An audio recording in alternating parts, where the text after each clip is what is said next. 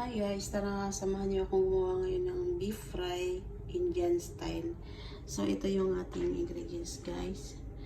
Yan, mag-grind tayo ng kamatis, luya, garlic at green chili. So ibuhos na natin ngayon guys. Marinitahin natin ng mga half hours guys. Lagyan rin natin ng mix masala, turmeric, black pepper, chili powder, ating salt. Kaya i-mix natin siya guys na mabuti. Lagyan natin yung sibuyas. Ilagyan natin ang ating karinis. Lagyan natin ang ating beef.